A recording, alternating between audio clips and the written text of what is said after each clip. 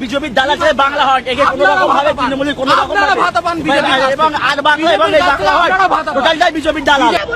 আপনারা বিজেপির দালাল, বিজেপির পাঁচটা দালাল, বিজেপির পাঁচটা দালাল চ্যানেল। আমার নাম প্রীতম দত্ত, সোদপুর ঘোলা, পানিহাটি মহাবিদ্যালয়।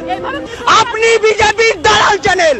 28শে অগস্ট তৃণমূল ছাত্র পরিষদ দিবসে বাংলা হান্টের কর্মরত মহিলা সাংবাদিককে হেনস্থা করে তৃণমূল ছাত্র পরিষদ কর্মীরা। সাংবাদিকের প্রশ্নের কোন রকম কোনো সদুত্তর না দিয়ে তাকে পাল্টা অপ্রাসঙ্গিক প্রশ্নে উত্তক্ত ও জর্জরিত করেছে ছাত্র পরিষদ সদস্যরা। বাংলা হান্ট চ্যানেলে ফেসবুক লাইভ চলাকালীন তাকে বিজেপির দালাল বলেছে তৃণমূল ছাত্র পরিষদের সদস্যরা। বাংলা হান্ট ছাড়াও অন্য আরেকটি সংবাদ মাধ্যমকে তারা বিজেপির দালাল বলেছেন লাইভ চলাকালীন।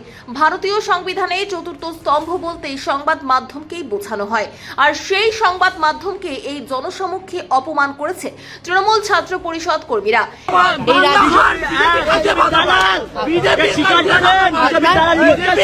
আপনাদের রাজ্যের মুখ্যমন্ত্রী মহিলা মেয়েদের জন্য এত প্রকল্প করছে, আপনি আমাকে একটা মেয়ে সাংবাদিককে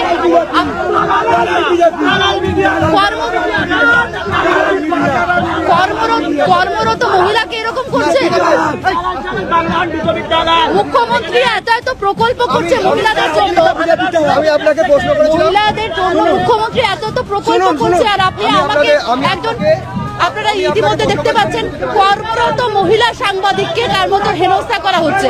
এর আগেও সংবাদ মাধ্যমের উপর এমন আক্রোশ দেখিয়েছিল শাসক দল, যেখানে বাংলার মুখ্যমন্ত্রী একজন মহিলা, সেই জায়গায় দাঁড়িয়ে সেই দলের সদস্যদের হাতেই হেনস্থা হচ্ছে কর্মরত মহিলা সাংবাদিক।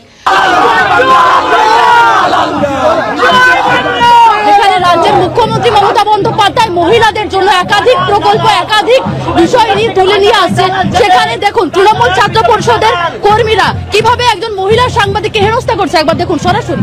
মুখ্যমন্ত্রী যেখানে প্রতিনিয়ত মেয়ে ও মহিলাদের উন্নতির জন্য নিত্য নতুন প্রকল্প তৈরি করছেন, আর সেই দলের সদস্যরাই মেয়েদেরকে অপমান ও অপদস্থ করছে জনসমক্ষে। সংবাদ মাধ্যমকে এমন বারবার হেনস্থা করার সাহস কোথা থেকে পাচ্ছে তৃণমূল সদস্যরা? কে বা কারা দিচ্ছে এই সাহস? কেই বা আছে এর পেছনে? হ্যালো, হ্যাঁ বলুন। আমি বেঙ্গল জার্নালসের সাংবাদিক কথা বলছিলাম। আমি কি বিজেপির যুব মোর্চার সভাপতি পিকলু শর্মার সাথে কথা বলছি? হ্যাঁ বলছি। আচ্ছা দাদা, গতকাল তৃণমূল ছাত্র পরিষদের এটি ছাত্র দিবস ছিল। সেই ক্ষেত্রে আমরা দেখেছি আমাদেরই সতীর্থ একজন মহিলা সাংবাদিককে যথারীতি হেনস্থা করা হয়েছে। কি বলবেন এই নিয়ে?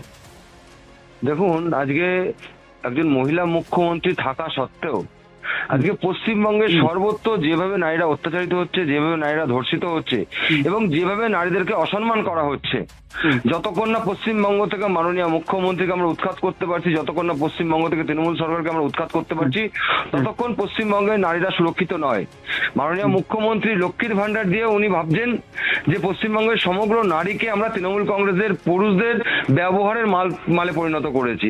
আজকে আপনি আরজিকর কাণ্ড বলুন, আজকে আপনি কসবা কাণ্ড বলুন, পশ্চিমবঙ্গের সর্বত্র যখনই কোনো নারীর উপর অত্যাচার হচ্ছে, ধর্ষণ হচ্ছে, আপনি দেখুন যারা অত্যাচার করছে বা যারা ধর্ষণ করছে তারা কোনো না কোনো রকম ভাবে তৃণমূলের সঙ্গে যুক্ত রয়েছে।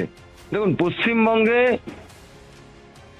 আপনি যখনই সরকারের বিরুদ্ধে, তৃণমূল সরকারের বিরুদ্ধে যখনই আপনি কথা বলবেন, যখনই আপনি অন্যায়ের বিরুদ্ধে কথা বলবেন, তখনই আপনাকে হেনস্থা করা হবে, আক্রমণ করা হবে, মিথ্যা মামলা দেওয়া হবে, যাতে আপনি আওয়াজ তুলতে না পারেন। পশ্চিমবঙ্গের সাংবাদিকরা যেভাবে তৃণমূল সরকারের প্রত্যেকটা অন্যায়, প্রত্যেকটা দুর্নীতি মানুষের সামনে তুলে ধরছে, আমি ভারতীয় জনতা পার্টি বা ভারতীয় জনতা যুব মোর্চার একজন কার্যকর্তা হিসেবে নয়, একজন পশ্চিমবঙ্গের সাধারণ মানুষ হিসেবে বলছি যে আমরা প্রত্যেকটা সাংবাদিকের সঙ্গে হওয়া অন্যায়ের প্রতিবাদে আমরা প্রত্যেকটা মুহূর্তে রাস্তায় নামছি, আন্দোলন করছি এবং তৃণমূল সরকারকে আমরা বুঝিয়ে দেবো যে তারা চাইলেই সবকিছু হবে না। গণতন্ত্রের চতুর্থ স্তম্ভ বলা হয় সংবাদ মাধ্যমকে।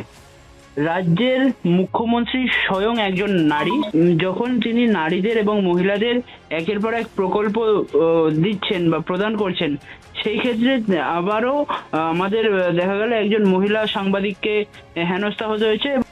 আজকে পশ্চিমবঙ্গ ভারতের একটা অঙ্গরাজ্য এখানে ভারতের সংবিধান চলা উচিত, এখানে ভারতের গণতন্ত্র চলা উচিত। আজকে আমরা যারা পশ্চিমবঙ্গে বসবাস করছি বা আমরা যারা বিরোধী দল, আজকে আমাদের মনে হচ্ছে না যে আমরা ভারতবর্ষের কোনো একটা অঙ্গরাজ্যে রয়েছে, আমাদের মনে হচ্ছে আমরা যেন অন্য কোনো দেশে রয়েছি। এখানে আলাদা গণতন্ত্র, এখানে আলাদা সংবিধান, এবং এখানে যে সরকারটা চলছে তারা না আইন মানছে, না নির্বাচন কমিশনকে মানছে, না সংবিধানকে মানছে। মনে হচ্ছে আমরা একটা অন্য দেশে বসবাস করছি।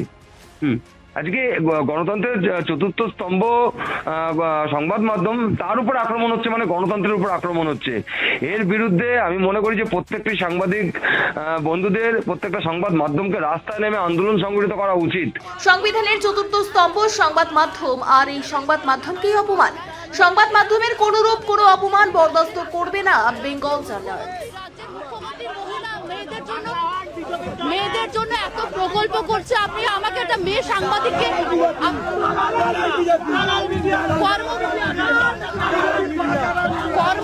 কর্মরত মহিলাকে এরকম করছে।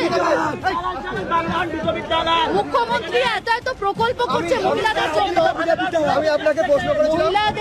মুখ্যমন্ত্রী এত প্রকল্প করছে, আর আপনি আমাকে একজন, আপনারা ইতিমধ্যে দেখতে পাচ্ছেন কর্মরত মহিলা সাংবাদিককে তার মতো হেনস্থা করা হচ্ছে।